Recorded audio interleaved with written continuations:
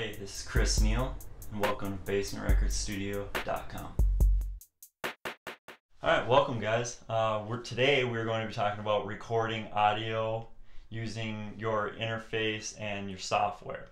So, first things that we're going to talk about is interface compatibility. We're going to talk about I/O setup. We are going to talk about buffer size, CPU usage, correct purpose for using your tracks such as audio and MIDI and instrumentals, naming your tracks, more I/O input and output using tracks, and then tempo and recording enabling. So first things first, using an interface that will work with your computer and your software. Whether it's a PC or a Mac, you got to make sure that the computer recognizes the interface. If it doesn't recognize the interface, most likely you're not going to get any sort of audio out of it whatsoever.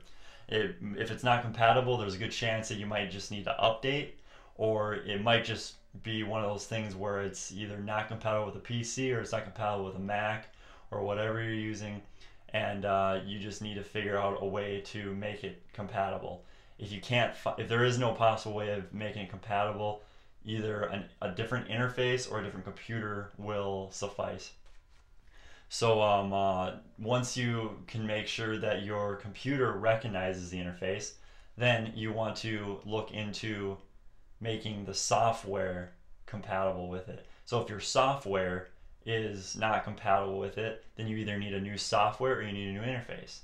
Now, if it's compatible, most likely you will see some sort of connection stating that your software will read that it's working, that it recognizes it, and that it's okay, and you can keep going, you can step forward. Some sort of message like that will be in your connections, wherever it is in your options, or every software is different. So moving on, going to I/O, which is input and output.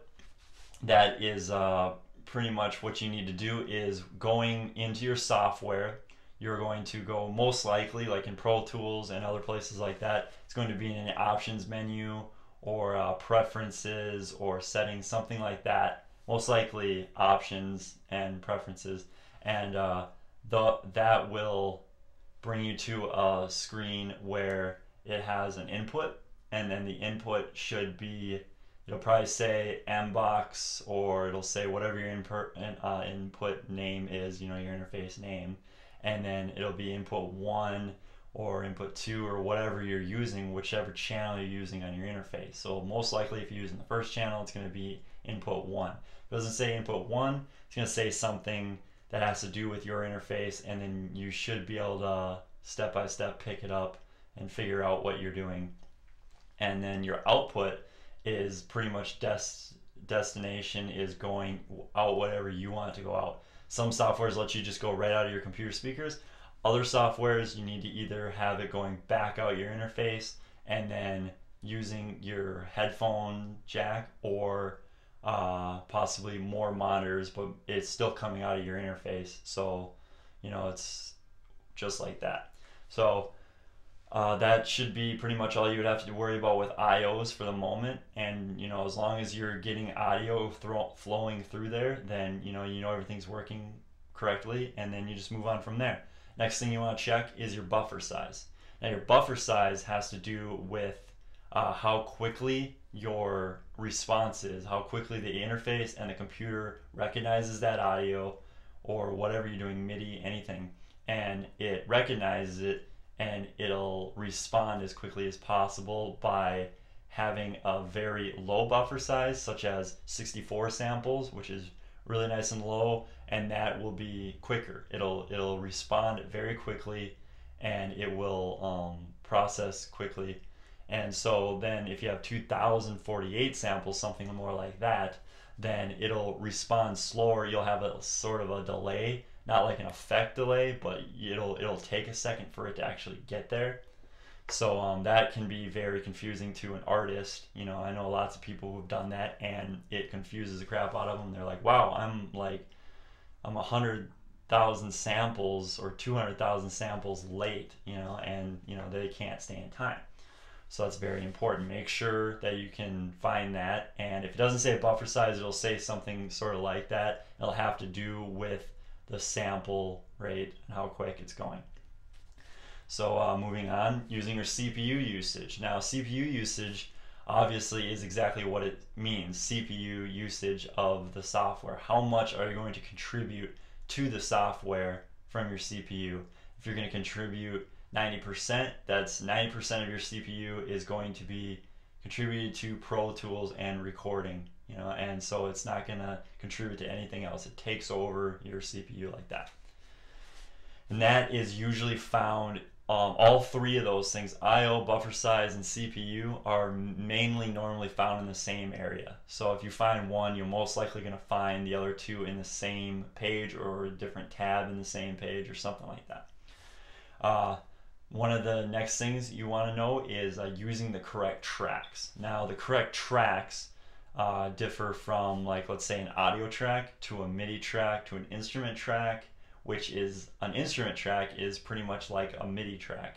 A MIDI track, if you don't know what that is a track that collects data from, such as this MIDI keyboard. All it is information, how hard you hit it, and going into the computer, and it will read that, and then the sound is in the software, or if it's in the actual keyboard, then it'll pick up, but it's still the actual sound is not coming in the same way. It's kind of hard to explain, but if you look into it, if you look into MIDI, it'll explain a lot better. I'm actually going to do next section next week, I'm going to do a video just on recording MIDI, so we'll talk more into that.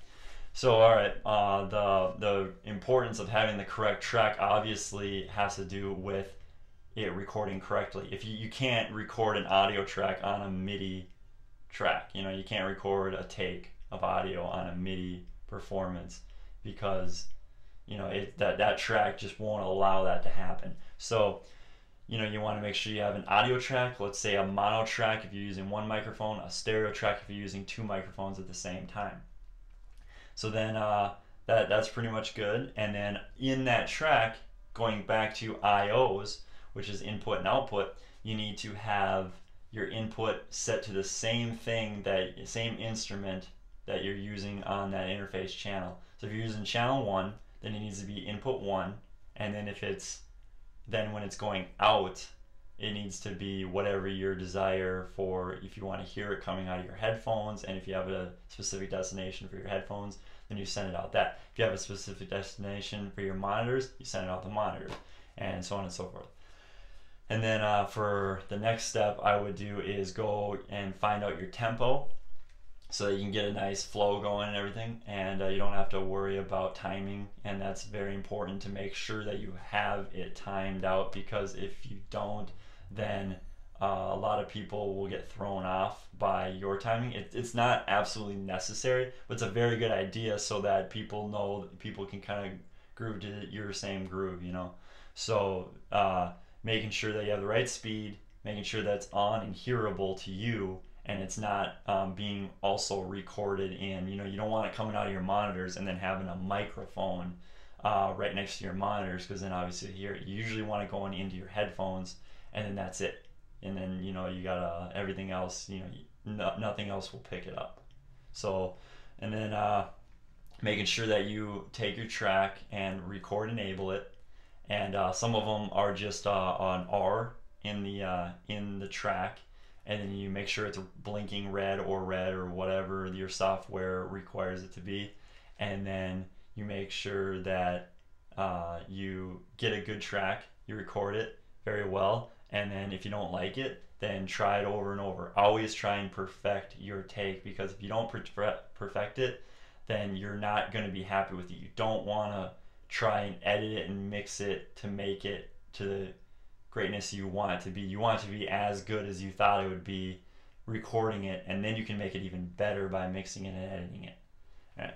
Well, pretty much that's all I really have, and I hope you guys enjoy, and take care.